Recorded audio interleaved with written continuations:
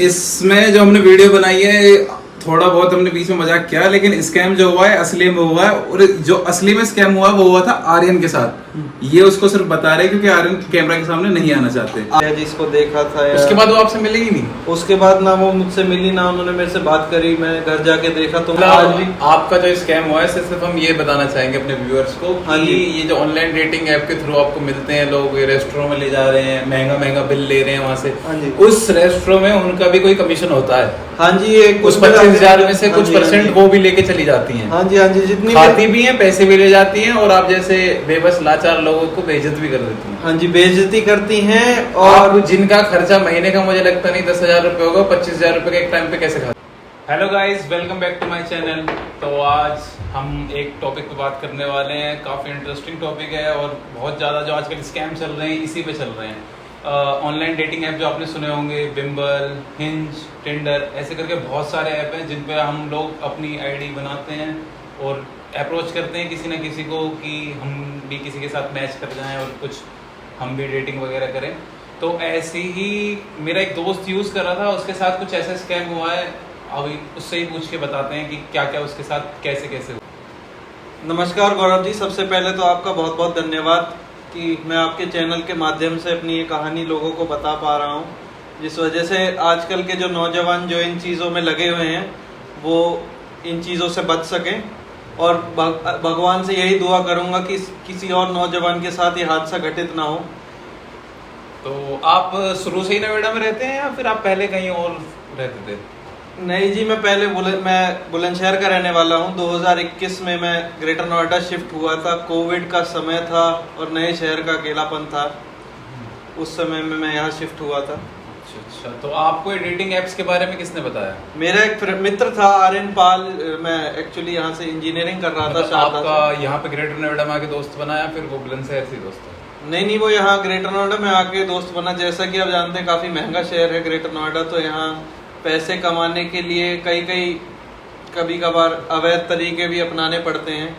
तो एक दोपहर की बात है, मैं ऐसे ही एक महिला जा रही थी, काफ़ी बुजुर्ग महिला थी, लेकिन उनके पास फ़ोन, मतलब काफ़ी अमीर लग रही थी वो, तो उनका फ़ोन वो चला रही थी। तो मैं पीछे से जा रहा था, तो जाहिर सी बात है मैं उनका फ़ोन छीना और भागा।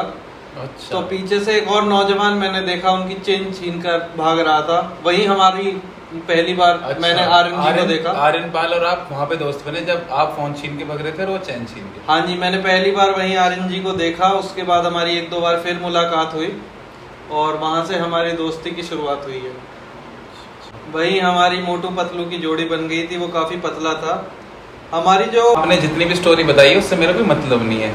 यहाँ जो मेरा मेन मकसद है व्यूअर्स को ये बताना है कि आपके साथ जो स्कैम हुआ है वो ऑनलाइन डेटिंग ऐप के थ्रू वो लोगों तक पहुँच जाए। सिर्फ आप मुझे उतना बताएं, फालतू की बातें ना करें। टाइम बहुत कम है, उस हिसाब से बात करें। क्षमा चाहेंगे रेशु जी, पहले तो आपका वक्त ज़ाया करने के लिए। अब से मैं आपका वक्त ज़ाया नहीं करूँगा। आप जो भी सवाल पूछेंगे मैं उनका बिल्कुल सटीक और स्पष्ट उत्तर देना चाहूँगा। तो आप जब उनसे डेटिंग ऐप के थ्रू मिले, उनका नाम क्या था? जिन महिला से मैं मिला, महिला मुझसे से आप मिले, उनका नाम, अगर मैं गलत नहीं तो शायद श्रेया था उनका नाम। तो जो श्रेया जो आपसे मिली वो रहने वाली कहाँ की थी? वो यहाँ 12-22 खोड़ा कॉलोनी में रहती थी। खोड़ा कॉलोनी जो एशिया की शायद सबसे बड़ी कॉलोनी है। हाँ जी, यहीं पे। अच्छा। तो यहाँ की रहने वाली थी। आप लोगों का मैच हुआ? हाँ जी, टिंडर पे। हाँ जी। फिर आप दोनों की बातें चालू हुई, जो भी कुछ हुआ? हाँ जी। अच्छा, आप किसी और ऐप के थ्रू भी दूसरे से बात करते थे, इंस्टा वगैरह, स्नैप वगैरह? शुरुआत में तो देखिए ऋषभ जी, हमारी चैटिंग पे नॉर्मल बात हुई कि मैं उनके बारे में नहीं जानता था, थोड़ा मैंने उनके बारे में जाना, थोड़ा उन्होंने मेरे से पूछा। तो फिर हमें पता लगा कि हम दोनों ही पराठे खाने के बहुत शौकीन थे, पराठों के शौकीन थे। तो मैंने ऐसे ही छेड़ने के लिए बोल दिया कि चलो किसी दिन प्लान करते हैं, पराठे खाने चलते हैं। फिर मैंने उनसे पूछा कि उनके अगर नज़र में कोई पराठे खाने की कोई जगह हो, अच्छी हो, तो क्योंकि वो मेरे से पहले से रह रही थी इस शहर में, तो मैंने इसलिए उनसे पूछ लिया। मुझे ज़्यादा जगहों के बारे में पता नहीं था इस शहर की। तो उन्होंने बताया कि एक उनके जगह है जहाँ वो पराठे खाती हैं, और वहाँ की वो बता रही थी कि वो पराठे के साथ दही भी देते हैं। यार फिर तुम पराठे दही पे आ गए। मैं तुमसे बात कर रहा हूँ कि स्कैम में क्या हुआ, तुम पराठे दही कभी आ जाते हो कि मैं विदित से ऐसे मिला, मैं आर्यन से ऐसे मिला। आप सिर्फ ये बताओ कि आपके साथ स्कैम कितने रुपए का हुआ, सबसे पहले तो ये बताओ आप। जी, उसने मुझे एक जगह बुलाया, काफी फैंसी सी जगह थी वो। और मेरा कहाँ पे थी वो जगह? नोएडा, गुड़गांव, या कहाँ पे? वो जगह नोएडा में थी। अच्छा अच्छा। हाँ जी हाँ जी, नोएडा में जो अट्टा मार्केट है सेक्टर 18 में, उसके पास ही है वो जगह कहीं। अच्छा अच्छा अच्छा। तो उसने मुझे वहाँ बुलाया। वो जगह तो मुझे भी याद नहीं है, क्योंकि जैसा कि मैंने आपको बताया मैं नया ही था इस शहर में। उस जगह पे मैं 1-2 बार ही गया हूँ, तो मुझे उसका नाम याद नहीं है और मैं नाम याद करना चाहता भी नहीं हूँ रेशु जी। जिस जगह ऐसी घटना, अरे कोई नहीं। धन्यवाद। जिस जगह ऐसी घटना हुई ना मेरे साथ रेशु जी, मैं आपको बता नहीं सकता मेरे दिमाग पे क्या असर पड़ा। आज भी मैं रातों को सो नहीं पाता हूँ, अकेले रहता हूँ तो आंखों से आंसू निकल जाते हैं।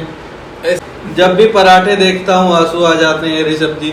फिर से पराठे पे आ गए भाई यार तुम। पराठे हो गया भाई, क्या हो गया यार? ऋषभ जी, कितने का बिल आया था आपका?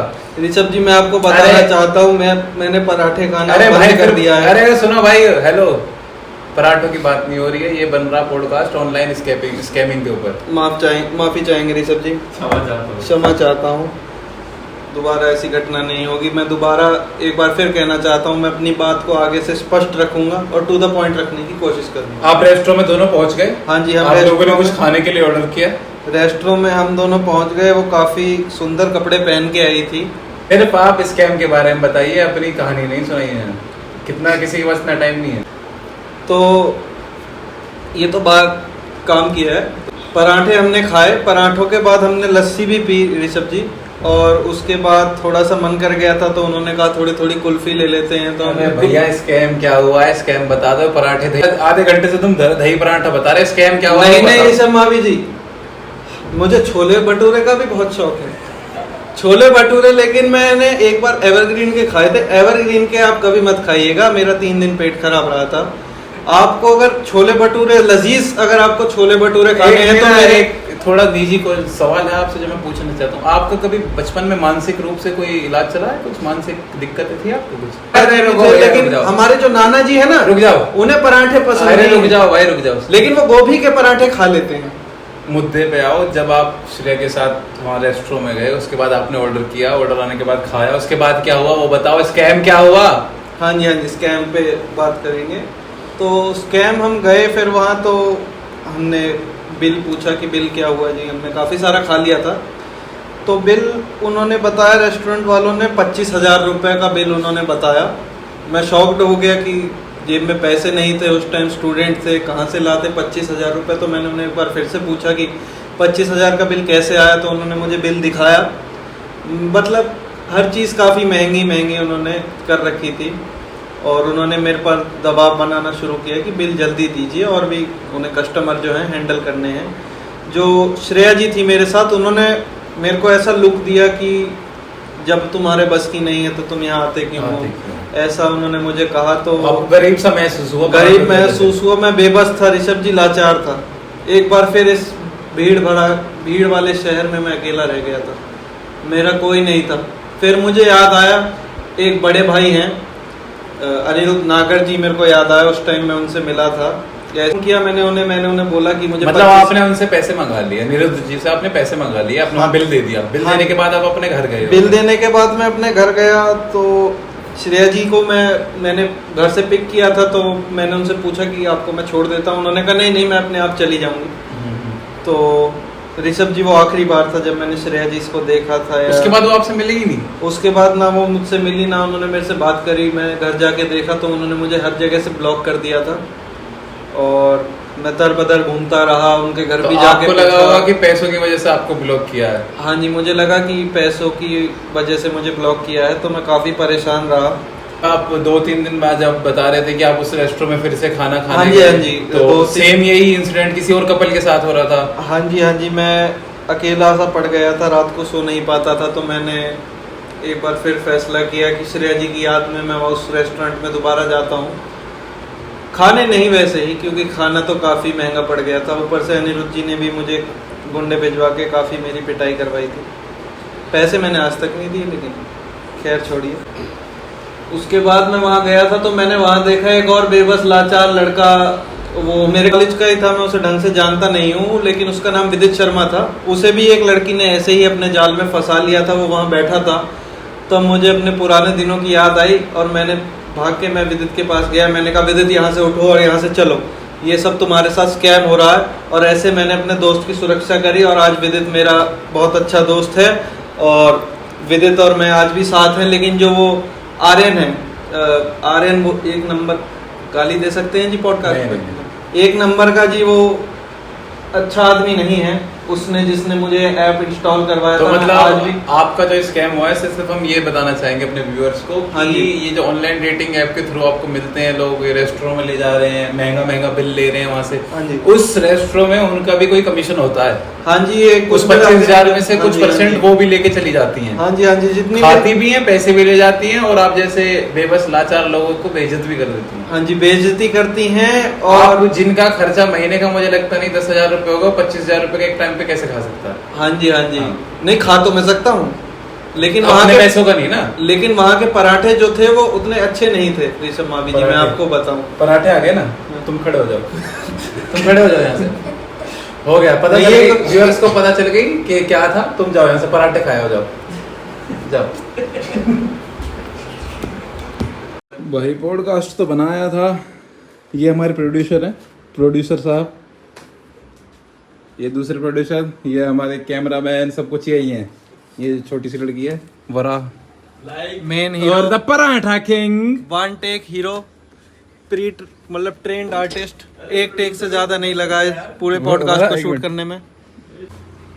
ये मेरे वो मित्र हैं जिनके साथ स्कैम हुआ है 25,000 रुपए का।